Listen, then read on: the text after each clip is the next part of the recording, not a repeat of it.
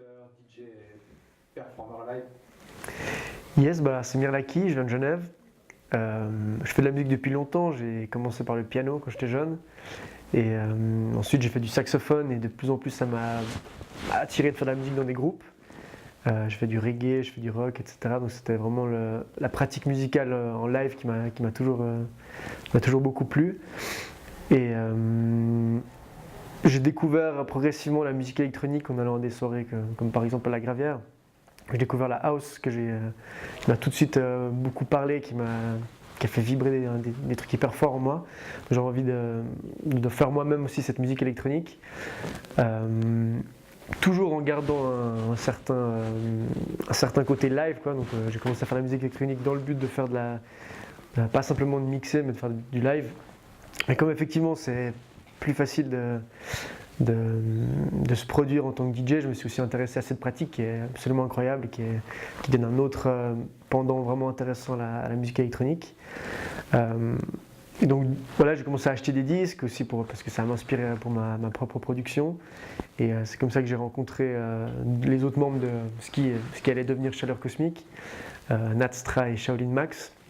Donc on écoutait des disques comme ça chez moi. Au début on n'avait qu'une seule platine, donc on faisait vraiment que sélection juste pour le plaisir d'écouter les disques. Et finalement on s'est dit peut-être ce serait intéressant d'aller les chercher plus. Et du coup on a créé Chaleur Cosmique donc c'est un label collectif avec lequel on fait des soirées depuis à peu près 2 ou 3 ans maintenant. Et voilà. Maintenant, c'est pas parce que j'ai commencé à être plus DJ que je voulais arrêter de faire la création en live, quoi. Je les vois vraiment comme deux pratiques complémentaires. Moi, je pense que c'est une bonne question de s'interroger sur les machines qui sont utilisées pour faire le live, parce que la performance, elle dépend quand même beaucoup de ça. Et à chaque fois que j'écris un nouveau live, j'essaie d'avoir des nouvelles machines, ou en tout cas de les utiliser d'une nouvelle manière. Pour ce nouveau live là, que je joue depuis à peu près 1 an, l'idée c'est que j'ai une sorte de machine centrale qui est de la Digitact de Electron. C'est une machine qui est à moitié sampleur, à moitié séquenceur, donc elle-même elle peut jouer des sons que j'utilise principalement pour des percussions.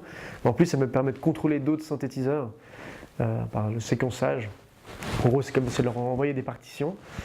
Et l'idée c'est donc que je vais écrire des morceaux individuellement et ensuite je réfléchis à comment les mélanger en pensant à voilà, quel élément de tel morceau irait bien avec tel élément de tel autre morceau.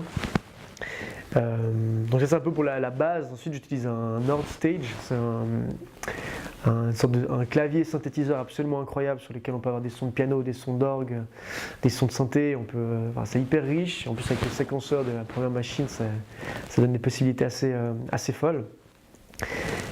Et justement l'intérêt d'avoir un clavier, c'est que voilà, pour un live c'est toujours cool de pouvoir quand même jouer quelques notes devant le public. Ça fait une impression un peu plus forte que simplement tourner des boutons, ce qui est cool, mais c'est vrai que si on n'est pas spécialement intéressé par la musique électronique, on comprend juste rien de ce qui se passe et tout d'un coup voilà, on voit une main qui joue des notes, ça rend le truc plus vivant. Et c'est ce que je voulais garder comme performance en fait, comme lien avec le public. Et voilà, je sens que les gens ils sont assez sensibles, donc c'est toujours assez gratifiant. C'est plus de travail de faire un live parce que voilà, c'est pas comme un DJ set qui est aussi incroyable, c'est un autre travail bien sûr, mais c'est vrai que le live il y a un investissement plus personnel et la communication avec le public elle est assez chouette.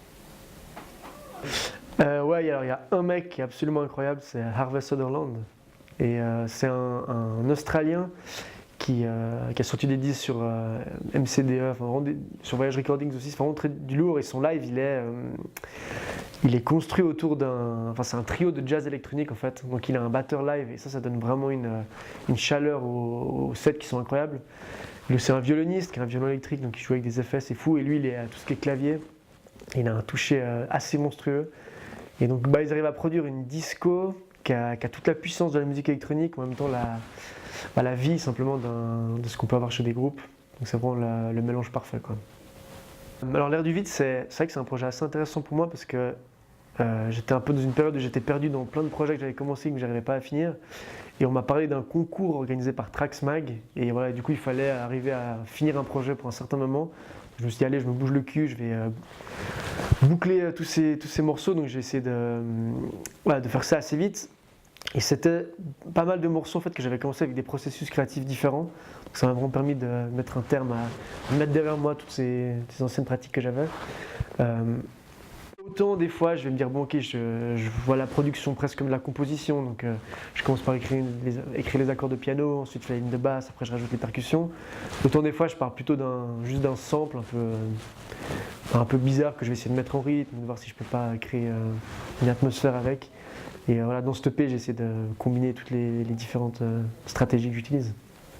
Je me dis que le plus possible, c'est mieux de voir chaque morceau comme une nouvelle manière de produire. Même si voilà, c'est un peu l'objectif qui est un peu trop haut à atteindre. Mais voilà, il faut garder ça en tête, de ne pas s'enfermer dans des manières de produire et toujours se renouveler. Parfait. Bon, bien. Bravo messieurs. Bravo.